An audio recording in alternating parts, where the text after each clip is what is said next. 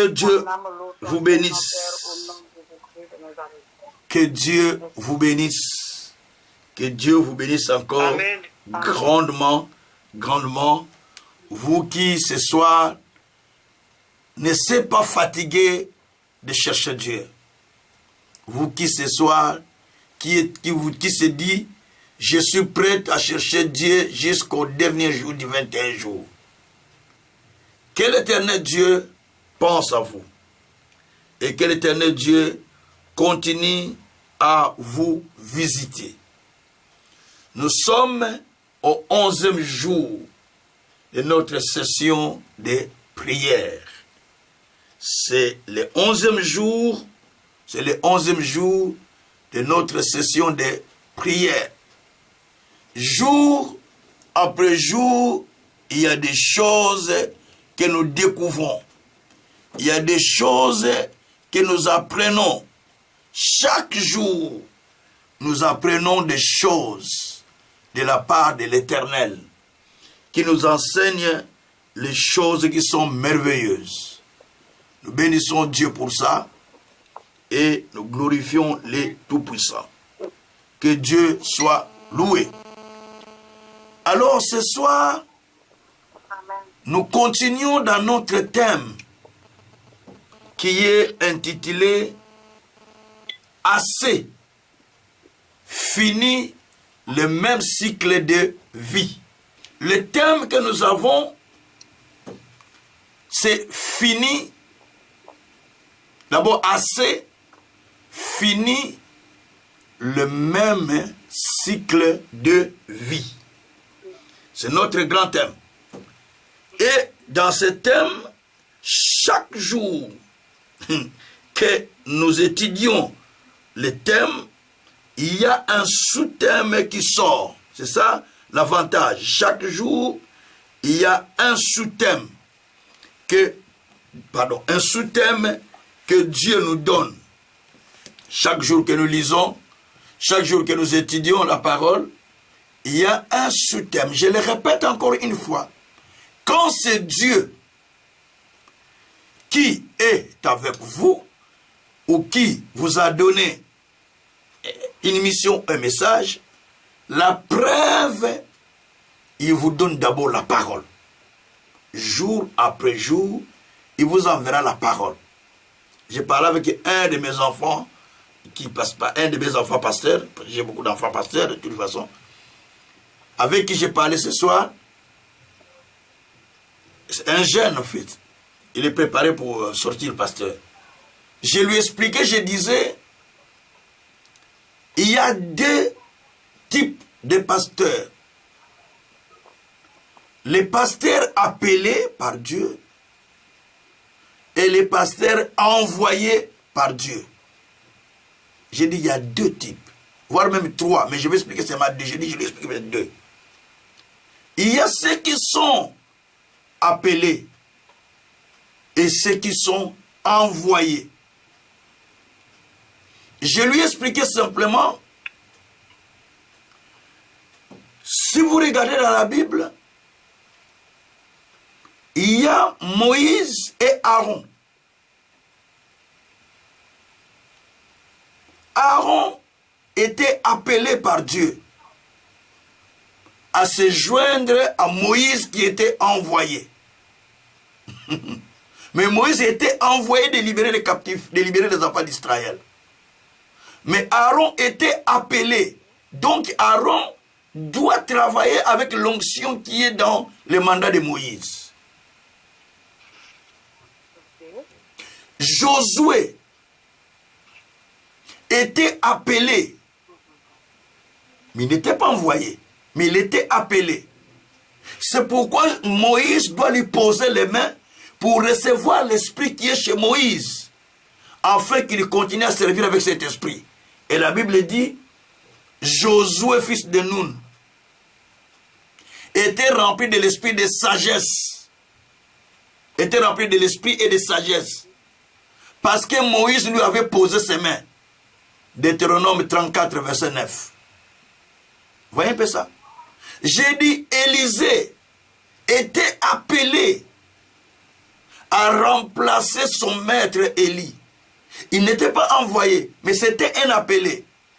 Donc il devait travailler qu'avec l'onction de son maître. C'est pourquoi, avant que son maître ne parte, il a demandé à son maître de lui donner le double de son esprit. Et vous remarquerez, lorsqu'il a frappé sur les eaux pour séparer les eaux de Jourdain, il a utilisé les dieux d'Élie, pas son Dieu à lui. Il savait qu'il était appelé. Il a dit, où est le Dieu d'Élie? Il a frappé les manteaux. Il n'a pas dit, où est mon Dieu? Faites attention. Hein? Il n'a pas dit, où est mon Dieu? Il a dit, où est le Dieu d'Élie? Parce que Élie était envoyé. Lui était appelé. Ce que j'expliquais à ces jeunes. Je lui ai donné un verset que je vous donne tout, ce que je vais vous donner tout de suite. Jean 3, verset 34. La Bible dit, celui qui est envoyé par Dieu, il dit des paroles parce que Dieu lui donne l'esprit sans mesure. Attendez, ce coupe là-bas, comme ça coupe, je continue avec ça. Donc, il dit les paroles parce que Dieu lui donne l'esprit sans mesure, dit la Bible. Si c'est Dieu qui vous a envoyé, si c'est Dieu qui a appelé, vous allez remarquer une chose, vous allez d'abord avoir l'esprit sans mesure. Donc vous allez faire l'œuvre de Dieu sans mesure, parce que Dieu donne l'esprit sans mesure. Gloire soit rendue au Seigneur. Dieu donne l'esprit sans mesure à ceux-là qu'il a envoyés. À ceux-là qu'il a envoyés, il donne l'esprit sans mesure. Vous devez faire très attention. C'est pourquoi je voulais vous dire simplement que à chaque fois que nous nous retrouvons, il y a un message que Dieu donne. Quand Dieu envoie un serviteur, envoie quelqu'un, il lui donne les paroles sans mesure. Je veux que vous sachiez ce soir que les paroles que Dieu est en train de nous donner sont des paroles qui sont sans mesure. C'est-à-dire, il ne les limite pas, mais il en donne parce qu'il veut que nous puissions avoir les paroles, mais qui sont sans mesure. Alors, pour aujourd'hui, le sous-thème, parce que le grand thème, assez fini le même cycle de vie. Vous ne pouvez pas continuer à vivre le même cycle de vie. Mais aujourd'hui, il y a un sous-thème important. Je veux que tu sois calme, que tu me suis attentivement, parce que ça va te parler. Le sous-thème d'aujourd'hui est celui-ci. Connaître les secrets de ta vie. Connaître les secrets de ta vie. Retenez bien. Il y a des secrets qui nous sont des fois cachés, qui ne nous ont pas été révélés, qui peuvent cacher les choses que Dieu veut nous révéler. Tu peux commencer à prier beaucoup, à jeûner beaucoup, à s'engager beaucoup dans la voie de Dieu, mais le résultat de ce que tu attends est insignifiant. Par la simple raison qu'il y a un secret qui te loupe, il y a un secret qui t'échappe, que tu n'as pas pu maîtriser. Suivez très bien. Nous avons besoin de chercher à connaître les secrets qui sont cachés dans la vie, qui peut causer la répétition de vie, qui peut causer le même cycle de vie. Suivez bien, s'il vous plaît. Il y a certains secrets qui peuvent causer le même cycle de vie, qui peuvent faire en sorte que la vie n'évolue pas, la vie ne change pas. Simplement parce qu'il y a des choses qui se font. Donc, à cause de ce qui a été fait, à cause de ce secret qui n'a pas été révélé par d'autres personnes, et vous êtes bloqué au même niveau parce qu'il y a un secret caché. Dieu a dit, Deutéronome, chapitre 29, verset 29. Vous savez que moi je prêche, je donne beaucoup de versets, il faut toujours vérifier. Deutéronome 29, verset 29. Il faut toujours vérifier les versets, les versets n'est pas bon, il faut dire, papa stop, les versets n'est pas bon. On cherche les versets. Il faut toujours vérifier les versets. La Bible dit, dans Proverbe 29, Deutéronome 29, verset 29, ce qui est caché est pour Dieu. Ce qui est révélé est pour nous et nos enfants, afin que nous puissions appliquer sa parole. Donc, ce qui est caché, cela appartient à Dieu. Mais ce que Dieu a révélé, cela est pour moi et pour mes enfants, afin qu'ils puissent profiter de la loi de Dieu, de la parole de Dieu. Donc, ce qui veut dire, Dieu révèle les secrets qui nous sont cachés. Il y a des secrets, attention, attention, attention, il y a des secrets qui sont cachés, mais qui ne sont pas révélés. Et lorsque nous ne comprenons pas ces secrets, c'est cela qui va commencer à nous créer des problèmes. Donc nous avons besoin de chercher à comprendre les secrets qui nous sont cachés par la révélation de la parole de Dieu.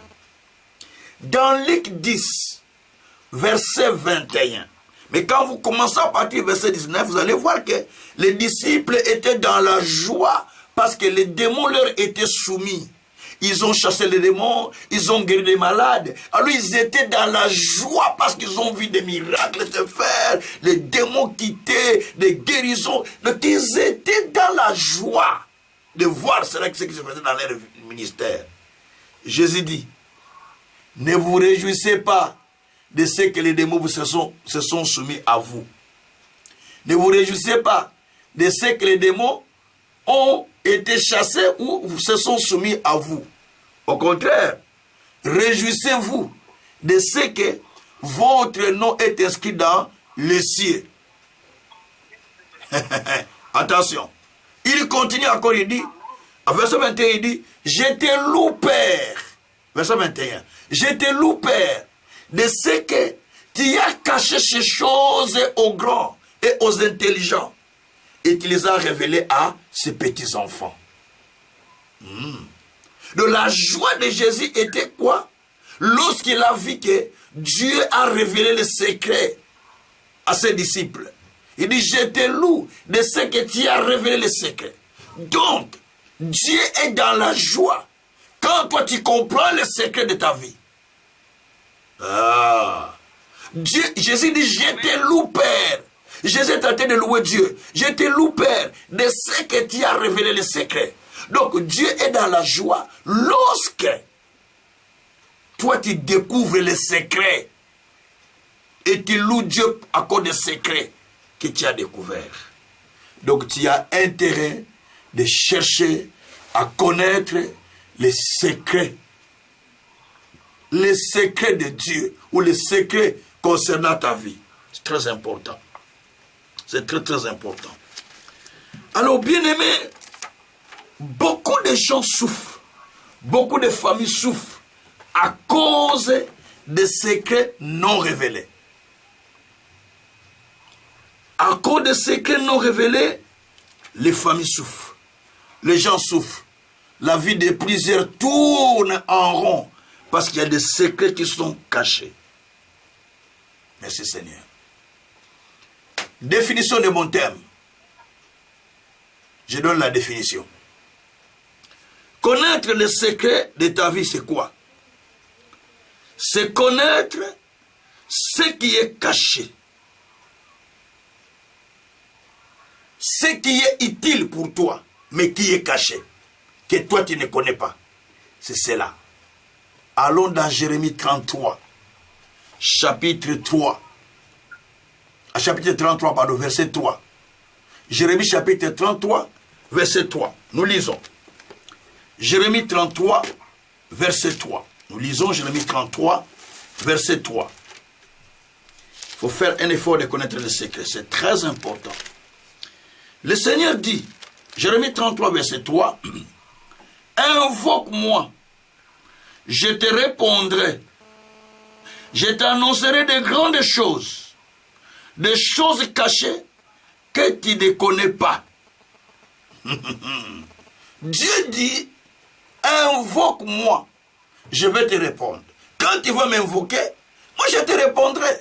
Mais en te répondant, je vais te montrer des choses grandes, des choses qui te sont cachées, que toi tu ne connais pas. Les choses qui sont cachées, c'est cela que je vais te révéler. Donc il y a des choses qui sont cachées, que toi tu ne connais pas, que moi je ne connais pas. Et ces choses, Dieu tient à les révéler. Dieu tient à les révéler. Pourquoi? Parce que ce sont des choses qui sont importantes dans votre vie. Et Dieu les a cachées. Dieu veut que vous puissiez les connaître, dit la Bible. Et tant que vous ne connaissez pas ces choses, Dieu pour Dieu, donc vous êtes en train de prier, mais les choses vous échappent. Les choses ne sont pas à votre contrôle, parce qu'il y a des choses cachées que vous ne connaissez pas. C'est pourquoi il dit dans Jérémie, invoque-moi, je te répondrai. Je t'annoncerai des choses grandes, des choses qui sont cachées, que toi tu ne connais pas. Donc Dieu connaît des choses grandes dans ta vie. Il connaît des choses grandes dans ta famille. Et ces choses, toi tu ne les sais pas. Moi non plus je ne les sais pas. Mais ces choses sont cachées. Mais Dieu dit, quand toi tu vas m'invoquer, quand toi tu vas me chercher, moi d'abord je vais te montrer ces choses-là. D'habitude nous prions, Seigneur bénis-moi, Seigneur sauve-moi, Seigneur ma vie ne change pas, allez Seigneur combat. Oui, nous combattons, nous prions, c'est bon. Est-ce que as-tu déjà cherché Dieu de te révéler les choses cachées de ta vie? As-tu déjà prié Dieu? Seigneur, je t'invoque pour que tu me montres les choses cachées. Qu'est-ce qui est caché dans ma vie que je ne vois pas, que je ne connais pas? C'était ma prière toute la journée. Je prenais le train, je partais, je priais en train. Je disais, Seigneur, peut-être j'avais fait un péché, peut-être quelque chose que j'avais fait, peut-être quelque chose que j'avais commis que je ne sais pas. Mais révèle-moi cela quand même. Parce que j'ai besoin aussi que ma vie change. Quelqu'un qui a besoin que la vie change, il a besoin aussi de demander à Dieu. Qu'est-ce qui fait que les choses ne marchent pas? Comme disait Jérémie. Est-ce que tu es une source trompeuse? Pourquoi ma souffrance ne se termine pas? Alors, là, vous pouvez comprendre qu'il y a des choses, des fois, qui sont cachées, qu'on ne connaît pas. Mais nous avons besoin de pouvoir demander au Seigneur pour qu'il nous révèle ces choses qui sont cachées. Quand nous comprenons ce qui est caché, alors nous allons apprendre à aller plus loin. Un homme de Dieu que j'ai aimé, il a dit ceci à son église. Si vous connaissez le secret qui m'a amené là où je suis, vous utiliserez ce secret et ça vous amènera aussi là où je suis arrivé. Si vous connaissez le secret qui m'a pris et qui m'a amené là où je suis, et vous utiliserez le même secret pour que celui-ci vous amène à aller aussi là où je suis. C'est ce qu'il a dit à son église. J'ai dit gloire au Seigneur. Donc il faut chercher à découvrir des secrets. Un secret est plus valide que l'argent qu'on te donne. Parce que le secret qu'on t'apporte, qu'on t'apprend, ça va t'amener à aller plus loin. Ça va t'amener à aller plus loin pour comprendre ce qu'il faut faire dans la vie. Merci Seigneur. N'envie pas quelqu'un dans la vie, mais plutôt chercher à comprendre quel est son secret. Quel est le secret qui fait sa stabilité? Quel est le secret qui fait sa paix? Quel est le secret qui fait que cette vie-là, cette famille-là, cette personne-là, quel est le secret qui fait qu'il soit comme ça? Même s'il y a des problèmes, il le sent toujours calme. Quel est le secret qu'il a? Quel est le secret qui fait que cette personne, que ce couple-là est toujours stable? Quel est le secret qui fait que... Parce qu'il y a toujours des secrets. Il y a des... Dans chaque domaine, il y a des secrets. Quand tu ne découvres pas de secrets, tu ne peux pas aller loin. C'est pourquoi nous avons besoin de prier le Seigneur, de chercher le Seigneur. Et nous devons prier pour que Dieu nous montre les secrets qui nous sont cachés. D'ailleurs, le Seigneur avait dit ça dans Ephésiens 1, verset 16, jusqu'au verset 17, 18. Il a dit qu'il il fléchit les genoux devant le Seigneur, il prie pour les Éphésiens, afin que Dieu ouvre leurs yeux, afin qu'ils comprennent quelle est l'espérance qui s'attache à leur appel, quelle est la richesse de gloire qui était réservée pour les saints, et quelle est l'infinie grandeur de sa puissance qui se manifeste avec efficacité par la vertu de sa force, cette puissance que Dieu a utilisée pour ressusciter Jésus d'entre les morts. C'est-à-dire, cette puissance, il l'a mis à l'église. Donc, il a voulu expliquer à l'église pour qu'il puisse comprendre les secrets que Dieu a déposés en eux. Il peut avoir des secrets, mais tu ne fais pas attention. La vie de chaque être humain a des secrets, peut-être qui sont cachés, et il est censé de les chercher pour les comprendre. Peut-être par la prière. Jérémie 33, verset 3, c'est la base. Invoque-moi, je te répondrai. Je te ferai voir des choses cachées. Donc il faut invoquer Dieu pour que Dieu réponde, en répondant, qu'il te révèle des choses cachées, les choses que tu ne connais pas. Tu peux faire des prières. La situation ne change pas. Il faut poser la question à Dieu. Que veux-tu que je fasse? Pose la question à Dieu. Qu'est-ce que je dois faire? Y a-t-il un péché que j'ai commis? Y a-t-il un malheur que j'ai fait? Seigneur, mais qu'est-ce que je dois faire? Examine-moi, Seigneur. Éprouve-moi, Seigneur. Qu'est-ce que je fais? Job peut prier comme ça. Éprouve-moi. David aussi priait comme ça. Éprouve-moi, Seigneur. Peut-être qu'il y a des choses que je fais que je ne connais pas. Alors, Seigneur, aide-moi à comprendre. Et quand le Saint-Esprit te parlera, tu vas dire, ah, c'est ce qui me retenait, ça, c'est là. Tu commences à prier pour la chose là. La vie change à la minute. Pourquoi? Parce que tu as compris les secrets. Alors, nous avons beaucoup de secrets à apprendre aujourd'hui. Pas trop, mais quelques 3-4 secrets, quelques 3-4 familles, peut-être 3 familles que je vais étudier, ou 2 familles, peu importe, pour apprendre les secrets. J'aimerais bien d'abord que nous apprenions le secret de Gédéon. Nous sommes dans le livre de Juges, chapitre 6. Allez avec moi. Le secret de la famille de Gédéon. Allez avec moi dans le livre de Juges, chapitre 6, verset 12. Et puis, on va aller au verset 15-16. Je vais d'abord lire le verset 12. Bon.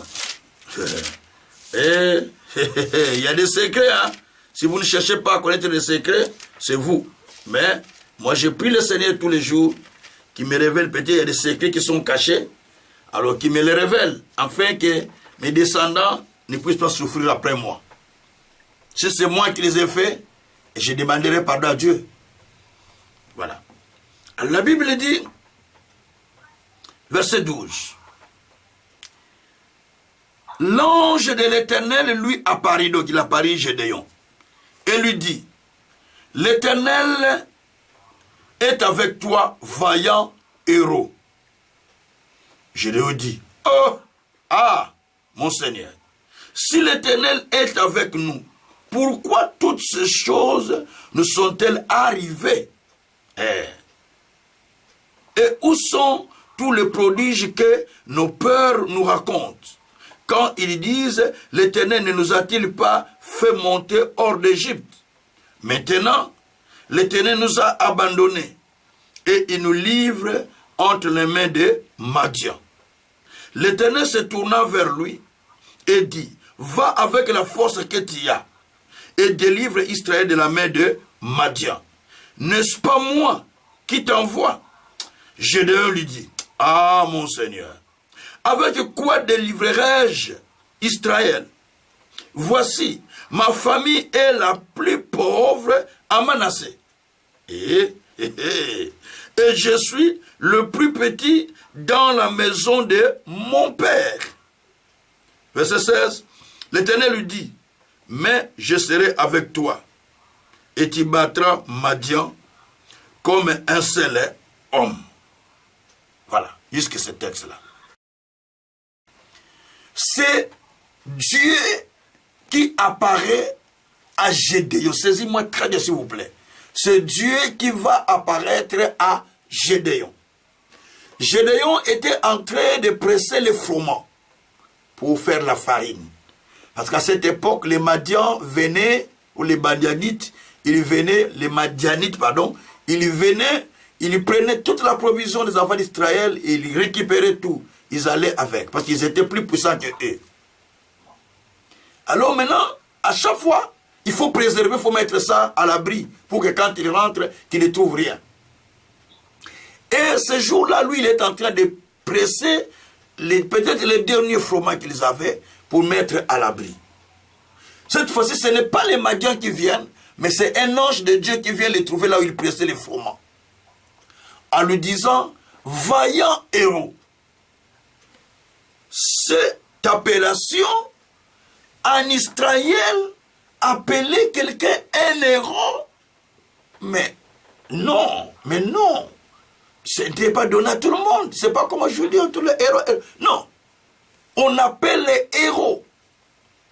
Comment peut-on appeler un homme, un jeune homme pauvre héros? Alors, Gédéon dit, mais quelle appellation? Héros? Il dit, je suis avec toi. Il dit, mais écoutez, si toi tu me dis que tu es avec nous, tu me dis que je suis un héros, où sont tous les prodiges que Dieu a fait pour nous, qu'on nous raconte dans la Bible, qu'il a fait avec nos pères?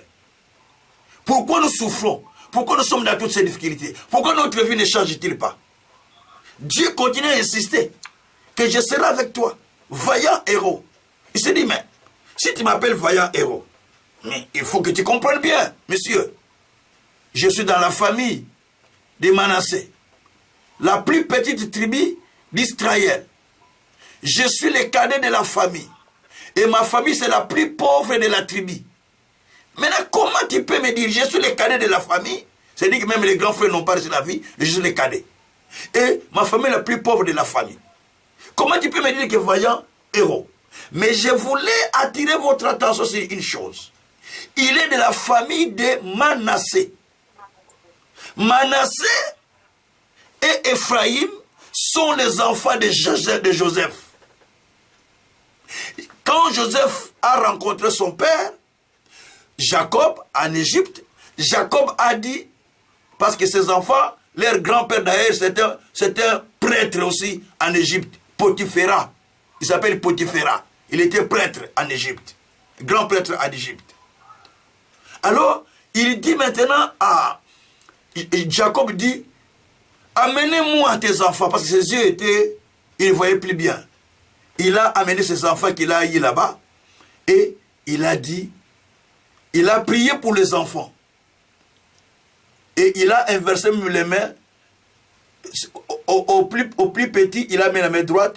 Au plus grand, il a mis la main gauche. Joseph voulait enlever la main. Il dit, non, lui aussi sera grand. Mais c'est lui. Je sais ce que je suis en train de faire. Malgré que je ne vois pas bien, mais moi, je sais ce que je suis en train de faire. Et il a béni, il a dit, ces enfants, désormais, ils sont mes enfants. Vous comprenez ça? Donc, ces enfants sont comptés dans la ligne de mes enfants ou dans la lignée de mes enfants. Comme Jacob avait 12 enfants, maintenant les enfants de Joseph sont comptés comme les enfants de Jacob. Ce qui fait 14 tribus. Suivez-moi bien. Donc, c'est devenu comme 14 tribus. Les 12 enfants de Jacob, plus les deux de de son fils. Ce qui a fait comme 14 tribus. Mais les 2 enfants, il y a un qui avait pris la place de son père. C'est-à-dire, il y a l'aîné qui avait, le cadet plutôt qui a pris, parce qu'on a béni le cadet a pris la place de son père, il est devenu comme Joseph, donc la bénédiction de Joseph est partie chez lui. C'est que Jacob voulait bénir Joseph, il a déposé sur le fils de Joseph, cette bénédiction. Donc il est compté maintenant parmi les 12 enfants, les 12 tribus d'Israël. Suivez-moi bien. Manassé et Ephraïm ne peuvent pas souffrir, ne peuvent pas être pauvres. Parce que leur papa a fait un boulot qui a béni toute la descendance de Jacob. Comment ces enfants peuvent souffrir? Question que je vous pose. Comment ces enfants peuvent vivre la misère? Ces descendants où leur grand-père Joseph avait marqué l'Égypte, avait marqué l'histoire de la famille de Jacob. Et il a, d'ailleurs, même Moïse a béni encore ces enfants-là. Même Moïse a béni encore ces enfants-là. Pour montrer simplement que cette tribu ne pouvait pas souffrir ainsi. Ils ne pouvaient pas vivre tout ce qu'ils ont vécu parce que déjà leur grand-père, avait fait du bien. Mais comment les descendants peuvent souffrir? Question que je me pose.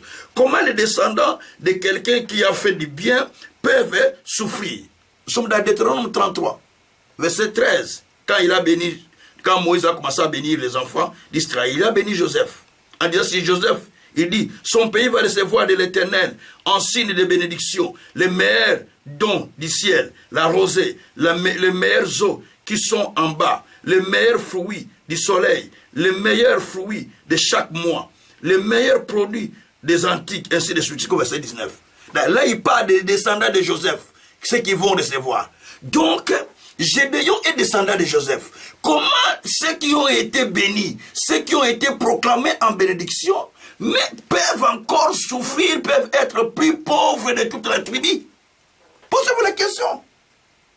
Comment ils peuvent être plus pauvres de toute la tribu? Parce qu'il y a un secret caché. C'est là où on arrive. Comment ils peuvent être une tribu qui est pauvre? Parce qu'il y avait un secret qui était caché qu'il fallait découvrir. Cette tribu ne peut pas rester pauvre. Gédéon ne peut pas être pauvre. Parce que sa tribu a la bénédiction de Joseph. Parce qu'ils sont les descendants de Joseph. Mais comment ils peuvent être pauvres? Comment ils peuvent souffrir comme ça? Est-ce qu'on vient même voler toute leur production et lui il doit commencer à se cacher pour faire le pillage de froment? C'est ce qui se passe dans la vie de plusieurs. Vous étiez appelés à être grand.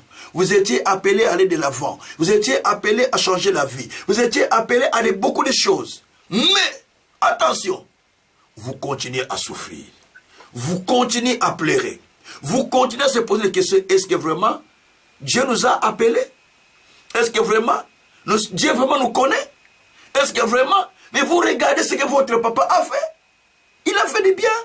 Votre maman a fait du bien. Votre grand-parent a fait du bien. Mais pourquoi vous ne méritez pas ça? Parce qu'il y a un secret qui est caché. Il y a un secret. C'est pourquoi, quelque part, dans Jean 9, les disciples ont posé la question à Jésus en disant, mais qui a péché? Lui ou cet aveugle, pour que cet homme soit né aveugle? Ou bien ses parents? Lui ou bien ses parents? Jean 9, verset 1-5. Jésus a dit non, c'est pour que la gloire de Dieu soit manifeste, pour que les œuvres de Dieu soient manifestées.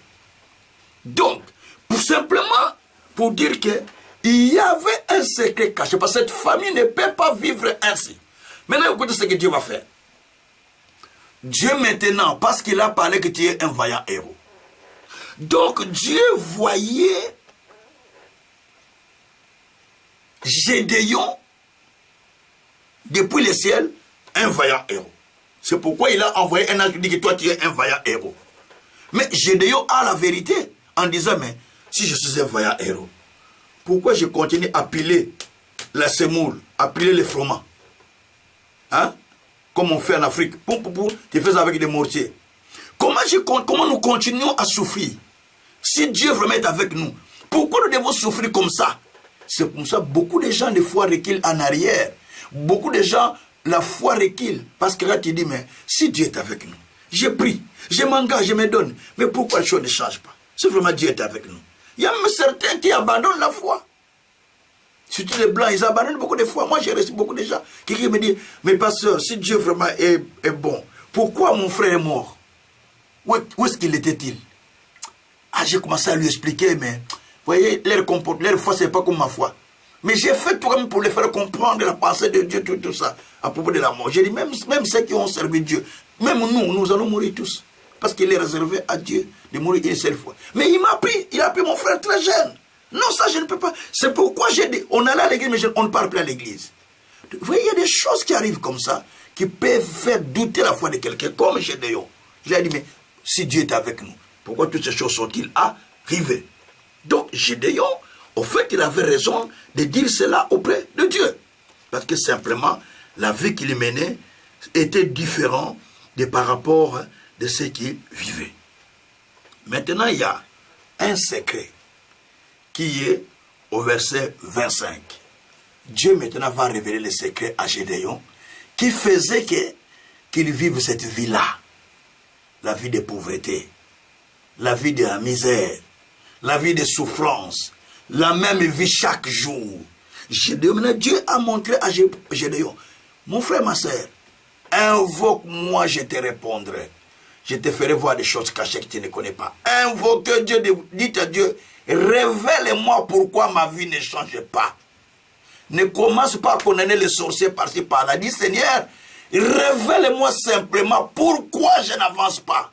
Pourquoi je ne progresse pas. Pourquoi ma situation ne change pas. Pourquoi toujours c'est la même chose. Comme Jérémie avait fait. Pourquoi ma souffrance est toujours continuelle. Pourquoi. Il a posé des questions. Pourquoi Dieu a commencé à donner la réponse. Parce que. Pourquoi? Parce que. Pourquoi? Parce que. Donc, il faut poser des questions à Dieu. Vous priez seulement, Dieu donne-moi, hein? Dieu fais-moi ceci. C'est vous qui canalisez Dieu ou c'est Dieu qui va vous canaliser? C'est ça votre problème. Vous ne canalisez pas Dieu, mais c'est Dieu qui va vous canaliser. Attention, je continue. Alors, au verset 25, Dieu dit à Gédéon, Dieu dit à Gédéon, toujours juste dans le livre de Juges 6, Dieu dit à Gédéon d'aller dans la maison de son père. En d'autres versions dit, va dans la chambre de ton père. L'autre version dit, va dans la chambre de ton père. Parce qu'il vivait chez son père. Mais ici on dit, va dans la maison de ton père. Verset 25. Lui second dit, va dans la maison de ton père. Il y a d'autres versions qui disent, va dans ou entre dans la chambre de ton père. C'est ce qu'on a dit. D'autres versions. Donc dans la même nuit, l'Éternel dit à Gédéon, prends le jeune taureau de 7 ans, renverse le pied sacré qui est dans la chambre des pieds sacrés qui est dessus. Et tu bâtiras, alors tu bâtiras ensuite et tu disposeras sur le haut lieu de ces rochers un autel à l'Éternel ton Dieu.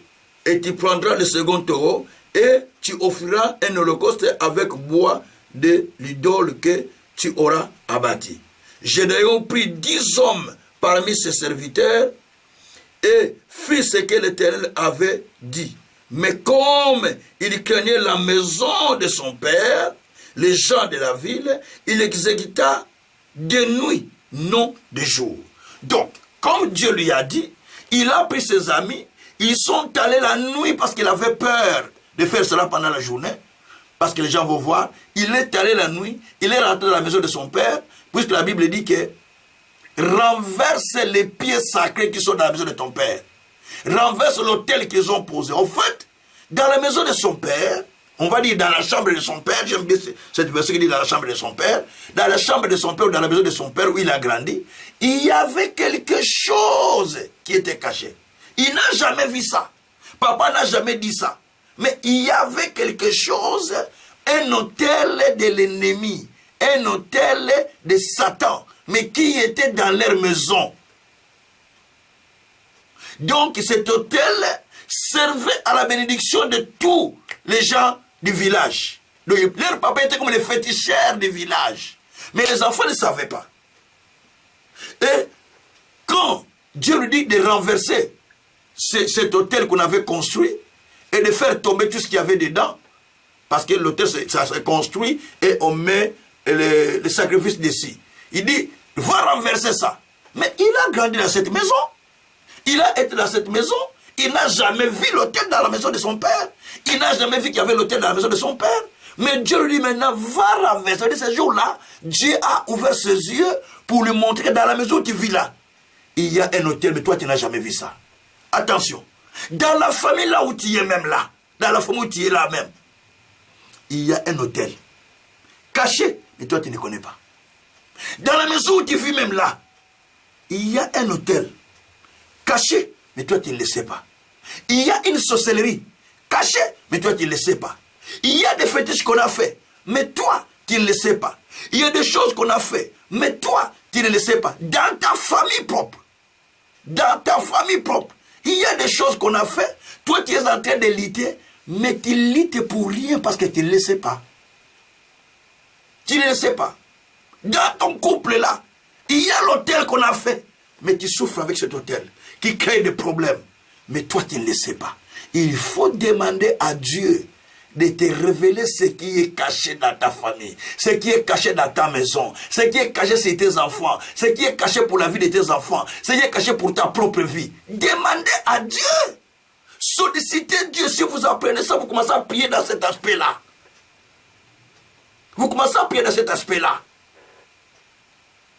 Alors, Gédéon est allé renverser parce que Dieu lui a parlé. Et il a fait cette opération la nuit parce que la journée devait être vue. Donc quand il a fait l'opération, le matin, il a renversé dans la maison de son père. Mais le matin, les gens du village, tous, se lèvent en disant, qui a renversé notre hôtel qui était dans la maison de papa de Gédéon? Comment ils ont su que l'hôtel était renversé? Parce qu'il ne dort pas dans cette maison-là. Mais tous les villages ont su que l'hôtel était renversé.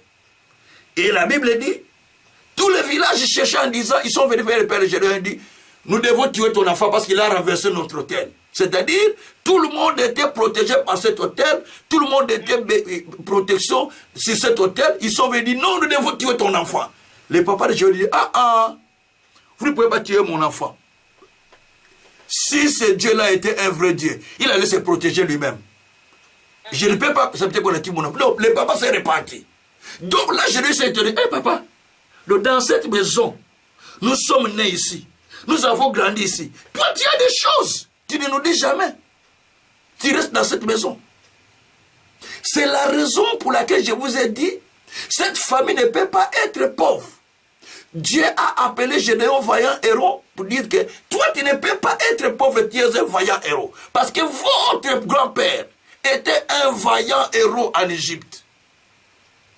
Donc vous ne pouvez pas être n'importe qui. Votre grand-père Joseph était un vaillant en Égypte. Et c'est lui d'ailleurs qui a sauvé toute la famille de Jacob. Maintenant, vous, ses descendants, vous êtes en train de faire le froment. Vous êtes pauvres. Pourquoi? Il faut que je te montre le secret.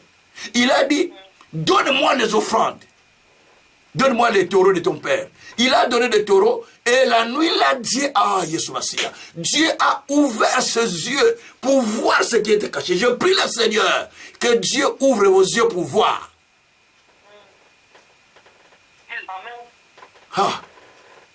Il a fait le sacrifice à Dieu pour que Dieu ouvre ses yeux afin qu'il voie. C'est ça ce qui s'était passé. Et quand il a fait ça, la nuit là, Dieu est descendu pour lui montrer les services qui sont cachés. Attention, ne jouez pas avec l'offrande, parce que vous prenez ça à l'aventure. Parce que vous croyez que vous allez donner ça au pasteur. Non. Gédéon là, il n'a pas donné ça au pasteur. Mais il a sacrifié à l'Éternel pour que Dieu vienne ouvrir les yeux. Et Dieu a ouvert les yeux pour voir ce qui s'est passé dans la famille. Regarde, ces gens-là souffraient comme des pauvres, alors qu'il y avait quelque chose qui était caché à la maison.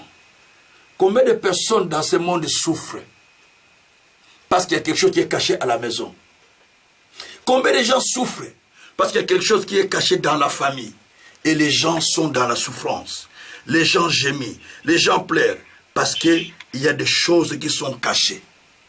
Mais quand Dieu a montré que Gédéon a commencé à renverser, l'histoire de Gédéon a changé, il est devenu juge en Israël, il est venu comme roi en Israël. Les juges étaient comme des rois. Il est devenu juge en Israël. Ça, c'est ce qui s'était passé. Deuxième famille, deuxième personne que nous allons étudier, c'est la personne de Jérémie. Jérémie, Dieu l'appelle. Il lui dit, tu es un prophète, je t'ai établi prophète. Il dit, ah, je suis encore jeune. Il dit, ne dis pas que tu es jeune, je t'ai établi prophète. Et Dieu lui dit, en verset 10, il dit, je t'ai établi pour renverser, pour détruire, pour arracher et pour planter. Verset 10. Donc Dieu est en train de convaincre Jérémie. Maintenant Dieu dit, maintenant bon, Jérémie, je te pose des questions. Verset 11. Qu'est-ce que tu vois? Il dit, je vois une branche d'amandier qui monte. Un petit arbre qui monte. Je dis, tu as bien vu. Tu as bien vu. Non, l'amandier, c'est tout un petit animal qui monte. Il dit, tu as bien vu. Ça monte. Ok.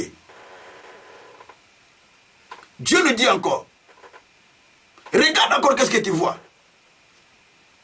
Il dit, je vois une marmite qui est en train de bouillonner. Dieu dit, ah, tu as bien vu. Verset 13 là. Jérémie 1, verset 13. Il dit, tu as bien vu. De cette marmite-là va sortir la calamité, va sortir la souffrance qui va aller frapper les gens qui sont à l'Orient, qui va aller frapper les gens qui sont à l'Occident. C'est-à-dire que, à partir de cette marmite-là qui bouillonne, sort la souffrance qui part partout dans le monde. Vous êtes en Europe, vous êtes en Asie, vous êtes en Afrique, vous êtes en Amérique, mais ça sort de chez vous là-bas. Parce qu'il y a une marmite qui bouillonne. Une marmite qui bouillonne dans le feu du monde des ténèbres. Et ça sort, ça bouillonne, la souffrance bouillonne là-bas. Donc cette marmite, on prépare que la souffrance qu'on jette aux gens. Le sort qu'on jette aux gens. Vous savez des choses que vous ne connaissez pas. Vous avez grandi dans des grandes villes, à Kinshasa ou dans des grandes villes, peut-être dans quel pays, je ne sais pas. Moi, j'ai été au village. Et là-bas, vous allez voir les gens, ils prenaient des marmites en faisant des fétiches. Ils ont mis des feuilles, des arbres, beaucoup de choses, des fils, tout ça. On tourne, et puis on prend cela, papa, des mamans là qui portent des trucs entre les mains, avec des trucs, avec beaucoup de couleurs, plein de couleurs dans le corps, avec beaucoup de colliers, tout ça, sont des féticheurs. Ils sont en train de souffler, de parler avec leurs trucs là, avec des petits maracas, ils sont en train de parler, avec des grosses marmites.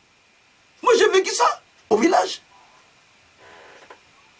Donc toutes ces choses-là qu'ils font, c'est pour que la souffrance aille ailleurs. Il faut que la marmite là bouillonne. Quand ça bouillonne, ça libère la souffrance qui vont aller là-bas. Ici, quand ça se libère, toi et maman, il n'y a pas d'entente. Toi et papa, il n'y a pas d'entente. Toi et les enfants, il n'y a pas d'entente. Tantôt ta vie compliquée parce que là-bas, on a bougé, on a soufflé, on a chauffé. Et quand on chauffe, là ici, toi, c'est des problèmes. Là ici, toi, c'est la souffrance. Là aussi, toi, c'est la maladie. Là aussi, toi, c'est des difficultés, des problèmes. Parce que là-bas, on est en train de chauffer une marmite. C'est un secret qui était caché, qu'on a libéré, qu'on a montré à Jérémie. Et Dieu lui a dit, renverse. Renverse cela. Je t'ai montré pour que tu renverses.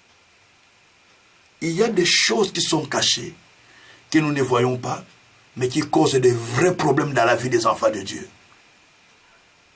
Parce que vous ne faites pas attention à des choses qui se font. Peut-être votre vie la souffre. Votre vie là n'évolue pas. Parce que chez vous, la marmite bouillonne. Et quand ça bouillonne, ça complique la vie des gens. Même si vous avez voyagé, vous êtes parti à l'étranger, mais ça vous suit. Parce que la Bible dit que ça sort à partir de la marmite, ça part pour suivre les gens qui sont à l'étranger. Vous voyez un peu ce qui se passe?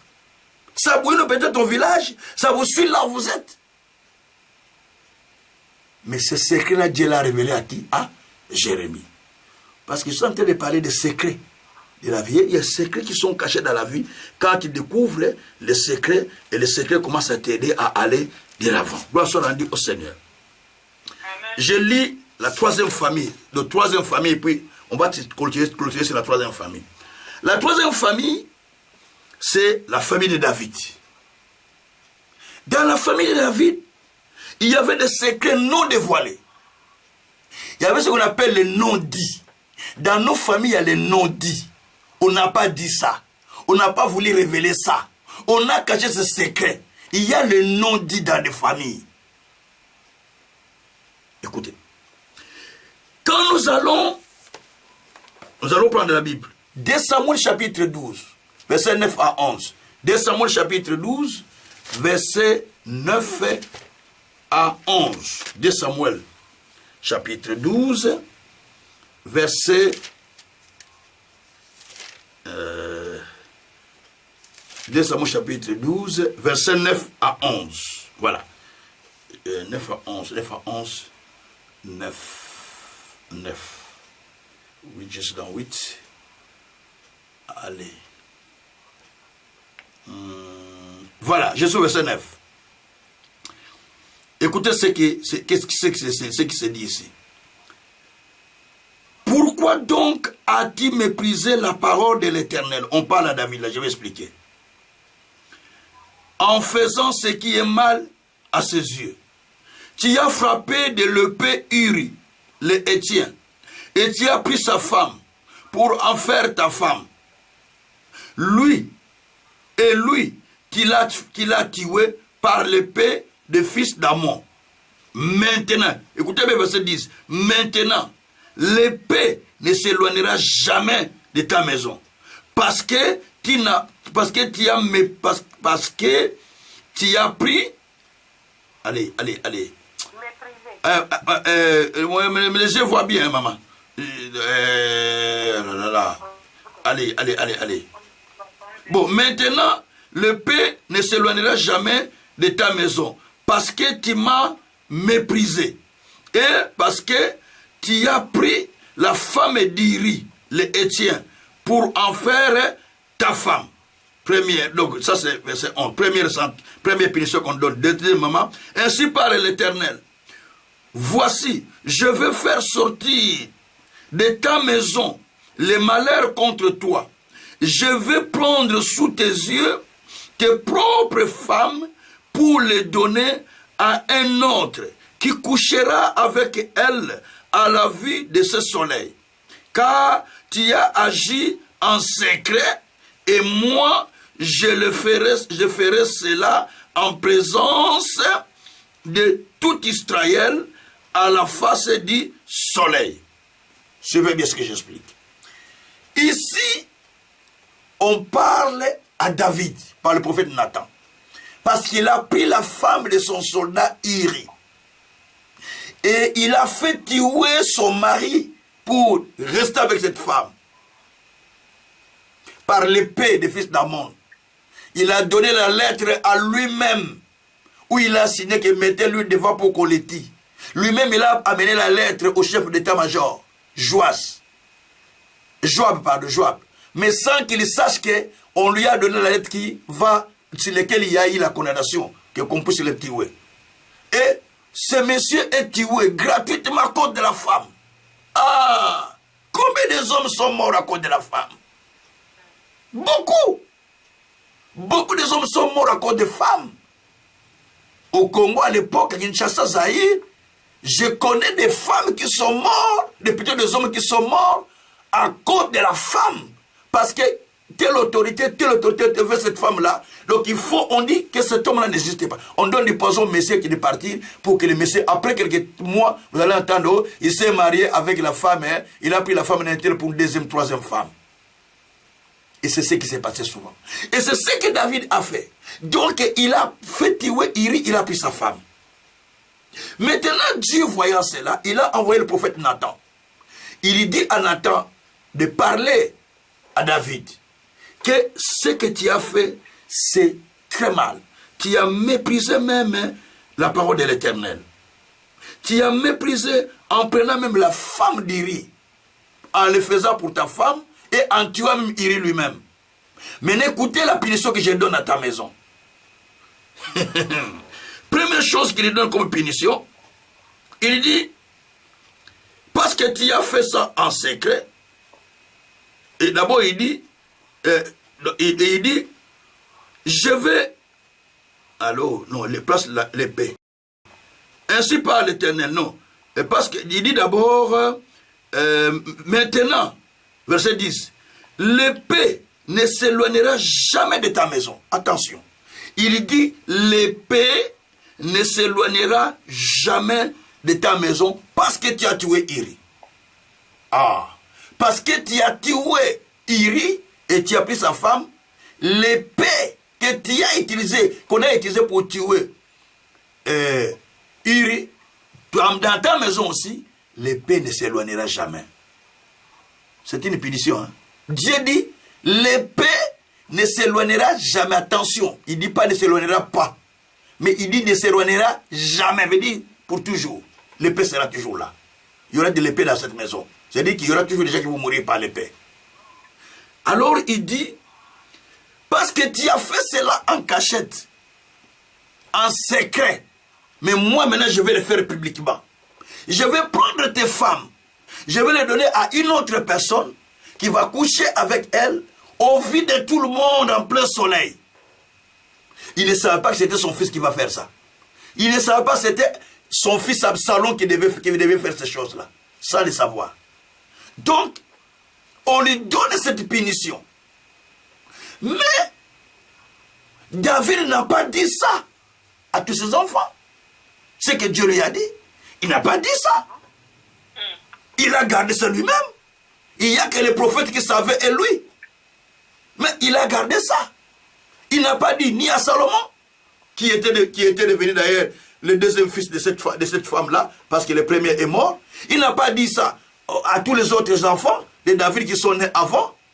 Il n'a pas dit ni à Absalom, ni à Absalom qui était l'aîné, l'aîné c'était Absalom. Ça m'échappe. Mais il n'a pas dit à Absalom, il n'a pas dit à Adonijah, il n'a pas dit à tous les enfants. Il ne l'a pas dit. Il a gardé ça lui-même.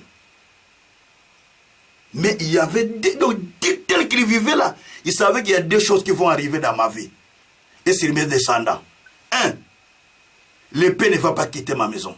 Cette famille, je sais que j'élève les enfants, mais l'épée va peser sur les enfants. Ça, je le sais. Deuxièmement, je sais que mes femmes seront prises par quelqu'un qui va sortir avec eux en public, alors que je suis roi.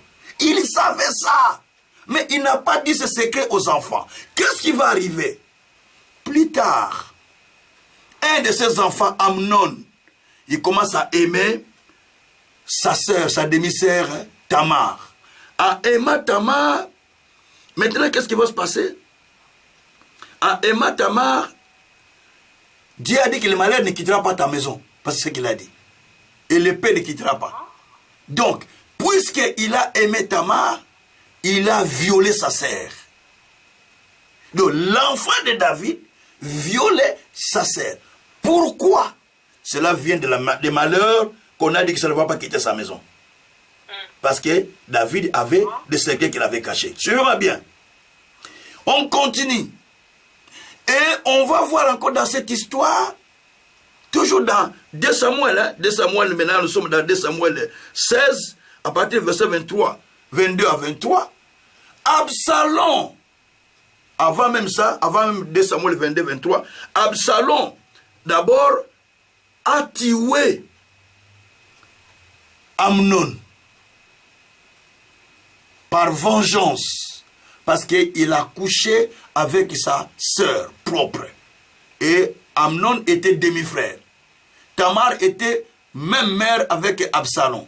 Et Absalom a vengé plus tard en tuant Amnon sur une invitation qu'il avait demandé qu'il vienne manger à la maison.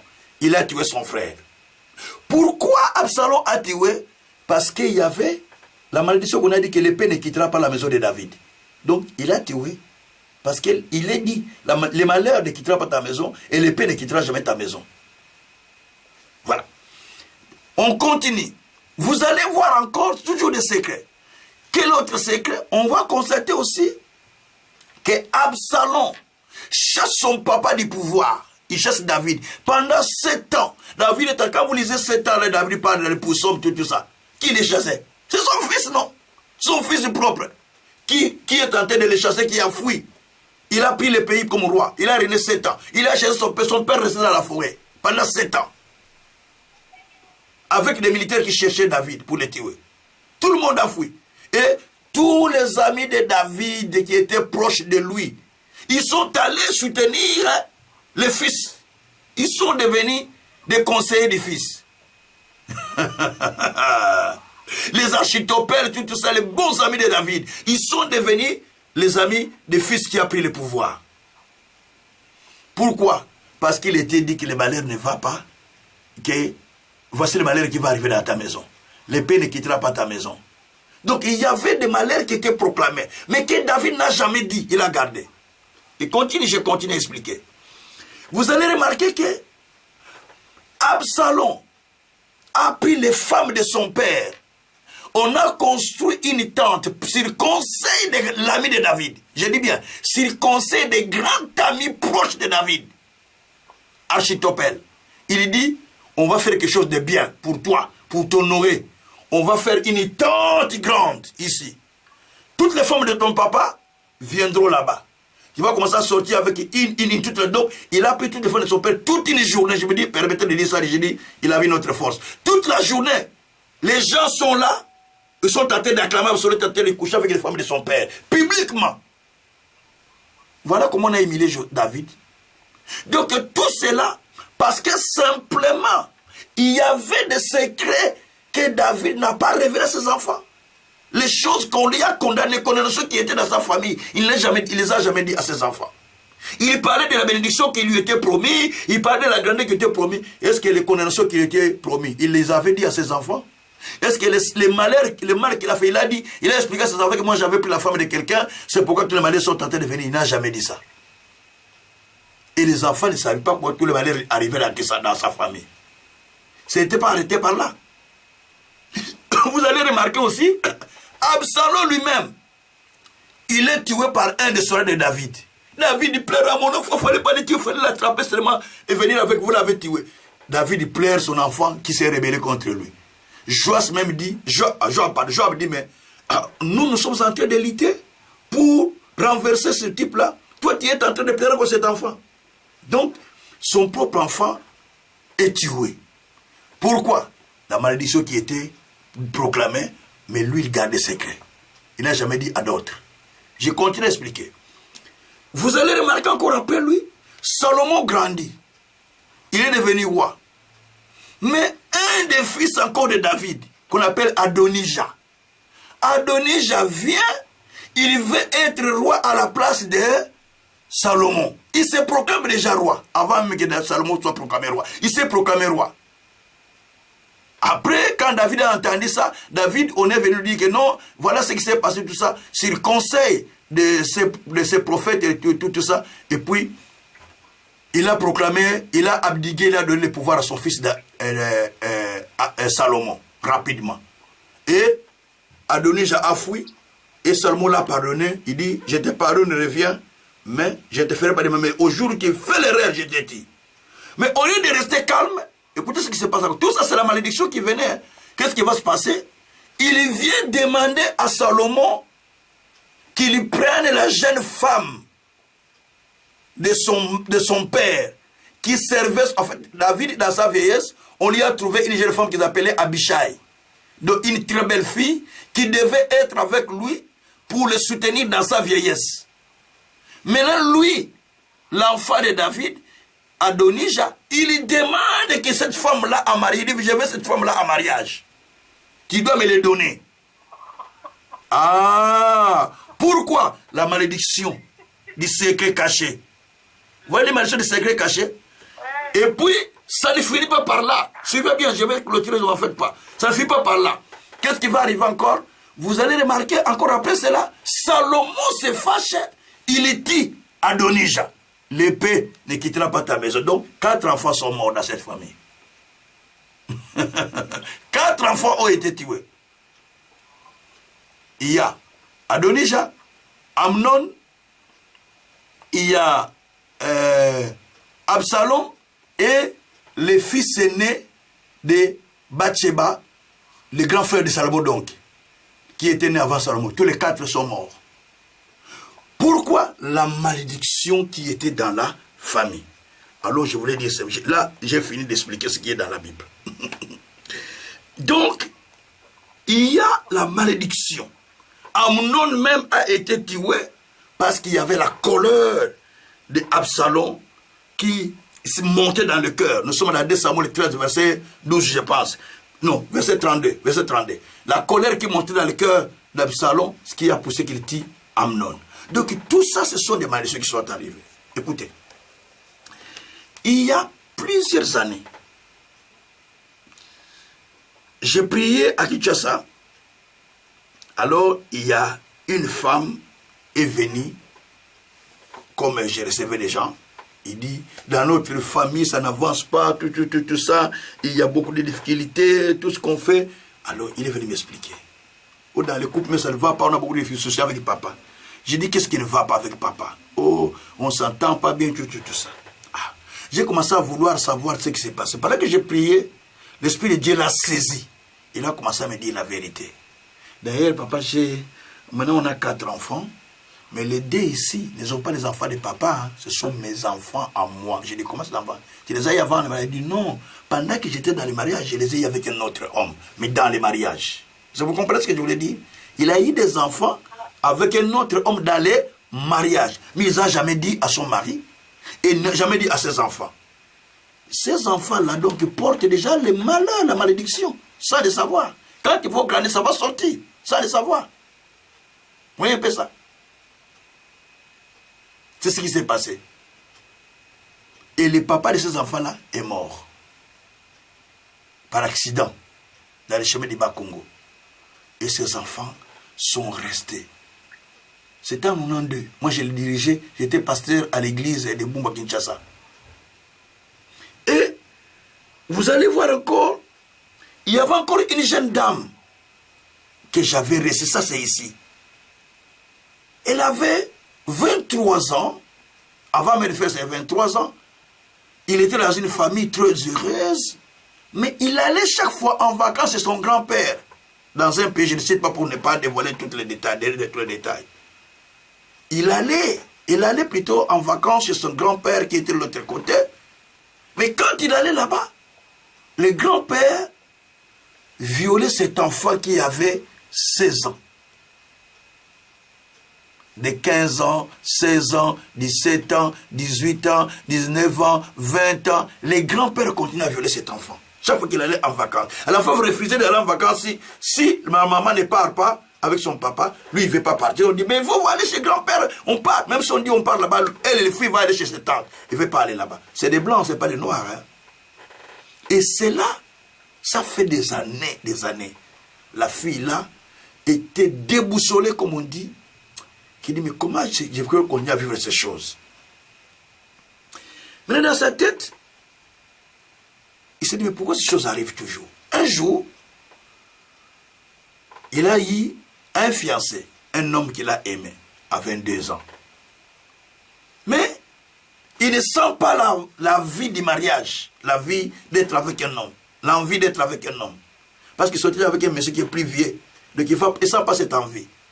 Et les garçons ont forcé tout ça. Et puis un jour, il a dévoilé les secrets à ces garçons. Et les garçons priaient dans une église, dans la province wallonne. Je ne cite pas aussi le nom de la ville. Et maintenant, comme les garçons priaient là-bas, les garçons avaient, et quand ils priaient là-bas, il les a amenés à l'église chez les pasteurs, tout ça. Il a expliqué les choses au pasteur. Le pasteur a commencé à dire, il faut dévoiler ça, il faut qu'on appelle maman, tout ça. Et quand on a appelé maman, maman finalement dit, normalement, le papa là, qui est avec lui à la maison, n'est pas son vrai père, mais c'est son beau-père, parce qu'il a pris avec une grossesse de 2 mois. Mais son vrai père était quelqu'un de la région du nord de l'Afrique. Je ne cite pas aussi le nom du pays, du nord de l'Afrique. C'est pourquoi il dit que, et c'est pourquoi il n'a pas voulu lui montrer son père, mais il l'a caché. Parce que son père là a aussi s'est marié ailleurs avec d'autres enfants. Le papa a réclamé l'enfant. Il a dit non, je ne veux pas. L'enfant n'est pas à toi. Bon, il a la grossesse, il a donné à ces messieurs. Mais la grossesse n'est pas ces messieurs. Messieurs ne sait pas que la grossesse n'est pas à lui. Vous voyez? Il ne sait pas que la grossesse n'est pas à lui. Il sait que la grossesse est à lui. Mais la femme était venue avec une grossesse de 2 mois sans que les messieurs sachent. Et puis, ils ont commencé à vivre. Ah, je ne sais pas, 2 mois, 20 mois, je ne sais pas. Mais voilà, ça s'est passé comme ça. Et à la fin, l'enfant là a fait la dépression. Une dépression terrible. Il a abandonné les écoles, il est tombé dans la drogue, tout ça. Il est tombé dans la drogue. Maintenant, comme sa maman s'était séparée avec ces messieurs-là, pour se marier avec un monsieur qui est congolais, ils avaient une tante que moi j'encadrais dans la prière, qui venait même à la maison chez nous quand on était à Bruxelles. Et maintenant, la tante là a amené la femme, la jeune femme là chez moi. Il a recommandé que je vais prendre avec des rendez-vous avec le papa Kazin qui va aller là-bas. Et elle est venue, elle a commencé à raconter.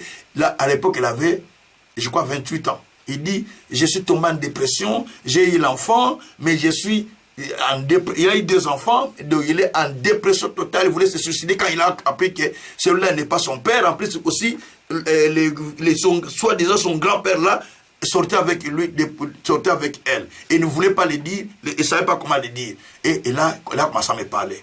Et j'ai dit, ouf, il y a un problème sérieux. Il y a des secrets qui sont cachés, qui n'ont pas été révélés. Mais il faut prier pour ça. J'ai commencé à l'aider, à l'encadrer, pour l'amener à la prière, afin de le faire sortir de toutes ces difficultés. Et Dieu soit loué, parce qu'on a réussi à faire cette mission. On l'a aidé, et s'est rétabli, et s'est ressaisi, et s'est donné complètement au Seigneur. D'ailleurs, il venait à la maison chez moi, pour passer toute sa journée, des fois jusqu'au soir, il va partir. Donc il venait, et puis Dieu l'a fait grâce. Aujourd'hui, il est stable avec ses enfants, tout ça. Donc ils sont maintenant stables avec son mari. Donc, tout ça, ce sont des secrets qui sont cachés. La maman de l'enfant connaît les secrets de son enfant plus que le papa. Oui. Je dis pas ce qui est faux. La maman connaît le vrai père des enfants. Les messieurs vont te dire, ça c'est ton enfant. Mais au fait, la femme sait que ce n'est pas ton enfant.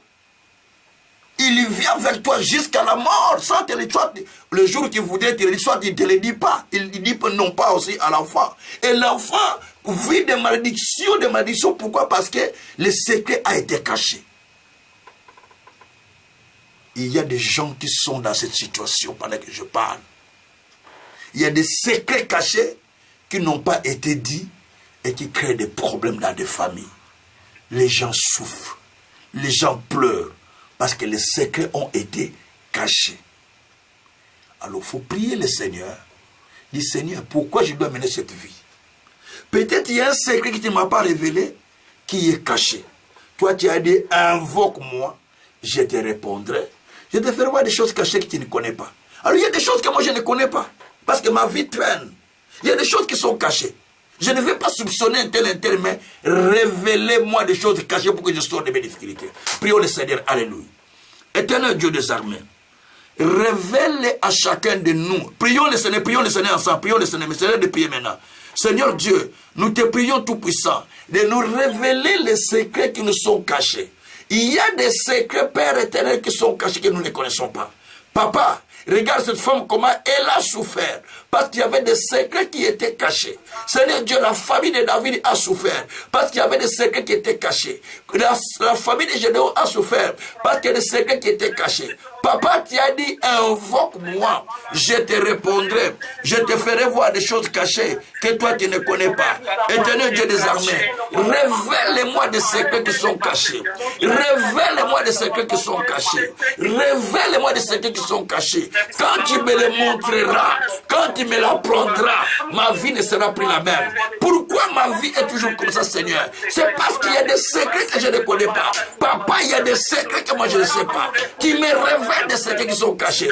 Peut-être les secrets m'ont été cachés par ma mère. Peut-être les secrets m'ont été cachés par mon père. Peut-être les secrets m'ont été cachés par la famille. Je ne sais pas, Seigneur. Mais quels sont les secrets qui cachent ma vie? Quels sont les secrets cachés de ma vie? Quels sont les secrets cachés de ma vie? Oh Dieu, révèle-moi ces secrets, papa. Révèle-moi ces secrets, papa. papa. Quels sont les secrets cachés derrière ma vie? Quels sont les secrets cachés derrière la famille? Quels sont les secrets cachés derrière ma vie, papa? Peut-être mon père ne m'a pas dit, peut-être ma mère ne m'a pas dit, mais toi, le Saint-Esprit, tu révèles ce qui est caché. Tu révèles ce qui est caché. Papa, il y a des secrets cachés. Papa, il y a des secrets cachés qui font que les gens demeurent dans la même situation, qui font que les gens demeurent dans le même problème. Éternel Dieu des armées, il y a des secrets qui sont cachés, mon Père. Il y a des secrets qui sont cachés, mon Seigneur. Mais révèle-moi ce secret, papa. Révèle-moi ce secret, papa. Si toi tu ne laisses, si toi tu n'agis pas, si toi tu n'opères pas, qui va me le montrer? Toi tu as dit, invoque-moi, je te répondrai, je te ferai voir des choses cachées que tu ne connais pas.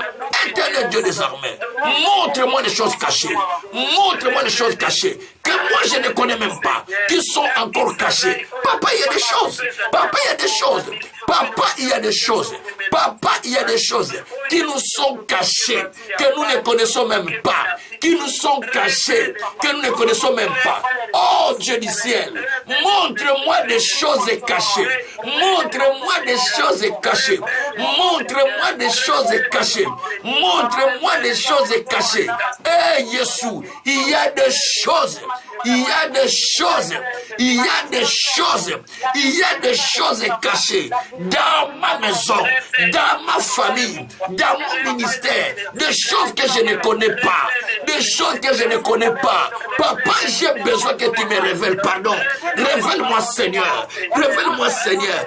Ce qui m'est caché, mon Dieu. Révèle-moi, mon Père. Révèle-moi, mon Seigneur. Par le Saint-Esprit, révèle-moi, mon Dieu. Par le Saint-Esprit, révèle-moi, mon Dieu.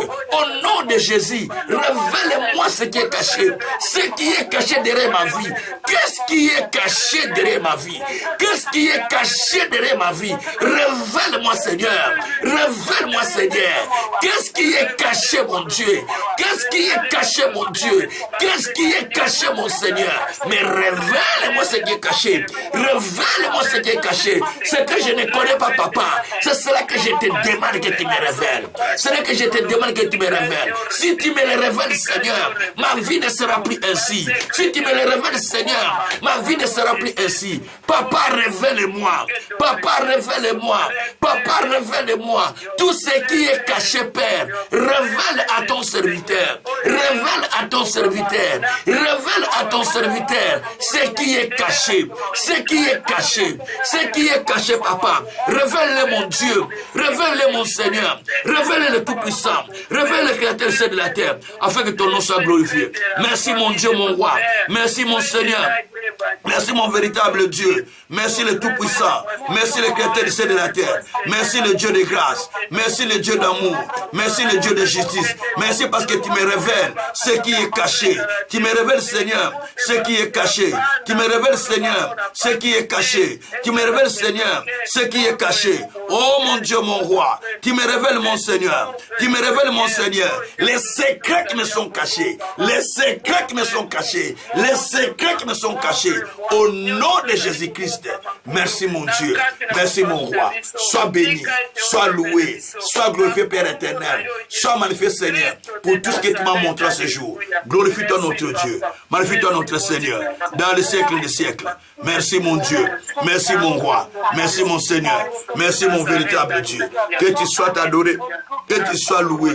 Que tu sois glorifié, Seigneur. Dans le nom de Jésus, nous avons ainsi prié. Merci, mon Seigneur. Alléluia. Merci, mon Seigneur. Éternel Dieu, il y a des secrets qui sont cachés dans la vie des gens. C'est ce qui peut être à la base de la vie cyclique. Seigneur Dieu, toi tu as dit, invoque-moi, je vais te répondre. Je vais t'annoncer des choses cachées que toi tu ne connais pas. Seigneur, révèle à chacun de nous les choses qui sont cachées. Révèle, Père. Montre, Père, que ce qui est caché soit révélé aujourd'hui.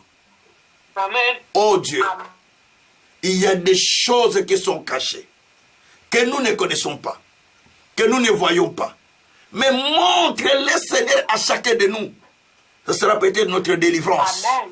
Quand nous le comprendrons, nous allons prier à base de cela, et ce sera notre délivrance. Pourquoi nous devons continuer à prier sans te voir, sans voir la personne dans notre vie, sans voir ta gloire? Si toi tu nous révèles le secret, peut-être de ce que nous devons faire, peut-être de ce qui est caché, si tu nous révèles le secret, nous pouvons nous en sortir. Tantôt, Père, nous-mêmes, nous avons fait quelque chose que nous ne savons pas. Ou soit, Père éternel, ce sont des parents qui nous ont caché des secrets.